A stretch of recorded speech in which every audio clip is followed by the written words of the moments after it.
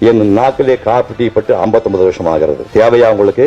ஒரு மசாலா தோசை சாப்பிட்டா energy, coffee சாப்பிட்டா எனர்ஜியா?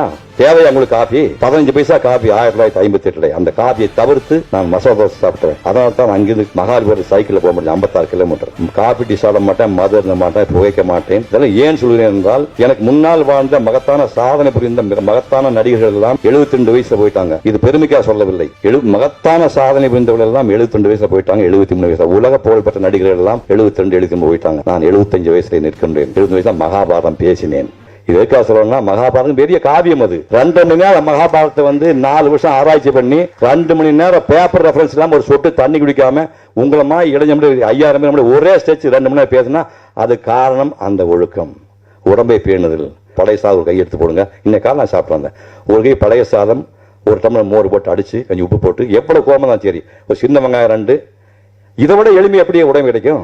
இதை விட எளிமையை எப்படி சாப்பிட முடியும்? ஒரு கை சோறு, பழைய சோறு, ஒரு டம்ளர் பழைய மோர், புளிச்சு போனா பரவாயில்ல, ஒரு 2 சின்ன வெங்காயம் போட்டு சாப்பிட்டீங்கன்னா உனக்கு அல்சர் வராது, பிரச்சனை வராது.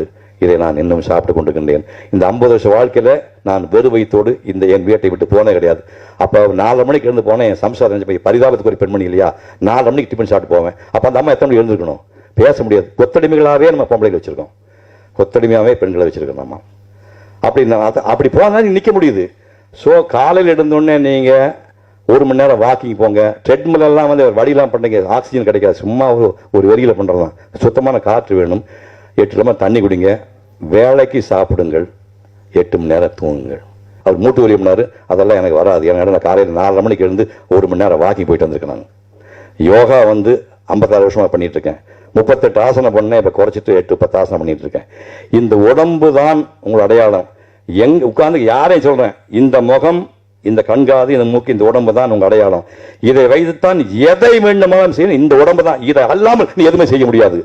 இந்த உடம்பை நீ பாதுகாக்கவில்லை என்றால் நீ ஆசைப்படுவே. கண்ணதாசன் சொன்னார், 80 வருஷம் வாழ ஆசைப்பட்டேன், இறைவன் ஆயுளை குறைத்து விட்டான்னு. இறைவன் ஆயுளை குடிக்கல. நீங்க குடித்த மதுவும் நீங்க குடித்த விளையாட்டு புகையும் தான் உங்க ஆயுளை குறைத்து விட்டது. அதாவது நல்ல ஞாபகம் வச்சுங்க, புகையும் மது தவிருங்கள். உங்களுக்கு ஒரு விஷயம் சொல்றேன், உயிரோடு ஆரோக்கியம் இருப்பதற்கு ஒரே ஒரு விஷயம், காலையில தான் ஆக்சிஜன் இருக்குது, அதிகாலையில் தான் சுத்தமான ஆக்சிஜன் இருக்கு. 4:30 மணி 5 மணி வாக்கில் கிராமப்புறத்து குழந்தை இருக்கிறீங்க, சிட்டியில் இருக்கக்கூடிய யாரா இருந்தாலும் சுத்தமான காத்து காலையில் இருக்குது. எவன் ஒருவன் காலையிலே அதிகாலை சூரியனை பார்க்க வேண்டும் என்று ஆசைப்படுகின்றானோ, என் பேரம் பேத்தி உள்பட சொல்ல, காலை அதிகாலை சூரியனை பார்ப்பவனுக்கு 10 ஆண்டு போனஸ். 10 ஆண்டு போனஸ். எவன் ஒருவன் இன்றிலிருந்து காலை சூரியனை அப்புறம் போய் படுத்துங்க, அதிகாலை சூரியன் பார்க்கணும், 10 ஆண்டு உங்களுக்கு போனஸ். கிட்டத்தட்ட 50 வருஷம் யோகா பண்ணிட்டு மார்னிங் இன்னைக்கு காலையில் நிகழ்ச்சிக்கு போறான்னு தெரிஞ்சு காலையில் 5:30 மணிக்கு போன போட்டில் போன